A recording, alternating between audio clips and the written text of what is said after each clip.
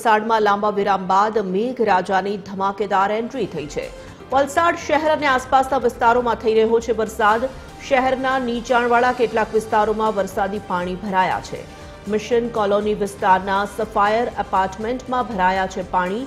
Shantivan society એપાર્ટમેન્ટમાં પણ વરસાદી પાણી ભરાયા। પાણી નિકાલ માટે પાલિકાએ મૂકેલી મોટર જે છે તે ખોટકાઈ ગઈ હતી।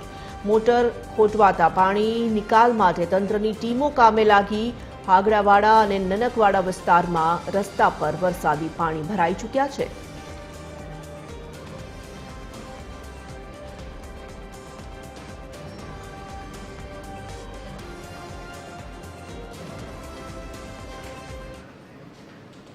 વલસાડમાં વહેલી સવારથી મેઘરાજાની તોફાની બેટિંગ છે। ધોધમાર વરસાદથી ઠેર ઠેર પાણી ભરાયા છે। છીપવાડ હનુમાનજી મંદિર રોડ પર વરસાદી પાણી ભરાયા। એમજી રોડ પર પાણી ભરાતા લોકોને ભારે હાલાકી પડી રહી છે। ભારે વરસાદથી છીપવાડ ગરનાળામાં વરસાદી પાણી ભરાઈ ગયા છે। ઘૂંટણસમાં પાણી ભરાતા રાહદારીઓ પરેશાન થયા છે। હજી પણ વલસાડ જિલ્લામાં ભારે વરસાદની આગાહી કરવામાં આવી છે।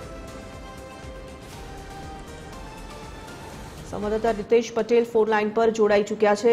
રીતેશ, વહેલી સવારથી જ વલસાડમાં વાદળછાયું વાતાવરણ જોવા મળી રહ્યું છે। વરસાદ પણ વરસી રહ્યો છે। હવામાન વિભાગે શું કરી છે આગાહી? જી બિલકુલ સોરંગ, વહેલી સવારથી જ વલસાડ જિલ્લામાં વાદળછાયું વાતાવરણ છવાય છે। જોકે વાદળછાયા વાતાવરણ વચ્ચે જિલ્લાના તમામ જે તાલુકાઓ છે ત્યાં નોંધપાત્ર વરસાદ વરસી રહ્યો છે। જોકે સૌથી વધુ વરસાદ વલસાડમાં નોંધાયો છે। વલસાડમાં વહેલી સવારથી જ ભારે વરસાદ વરસ્યો હતો ને તેના કારણે કેટલાક જે નીચાણવાળા વિસ્તારો છે ત્યાં પાણી ભરાઈ ગયા હતા। ખાસ કરીને શહેરના રોજિંદી સમસ્યા સમાન છીપવાડ ગરનાળા અને અન્ય જે રેલવે ગરનાળાઓ છે ત્યાં પાણી ભરાઈ ગયા હતા। તેના જ કારણે વાહન ચાલકો પારાવાર મુશ્કેલીનો સામનો કરી રહ્યા છે।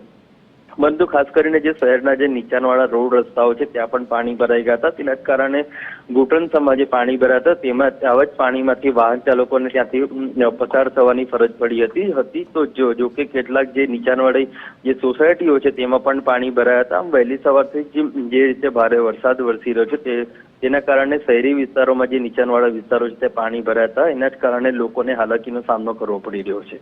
જી, ધન્યવાદ જાણકારી માટે।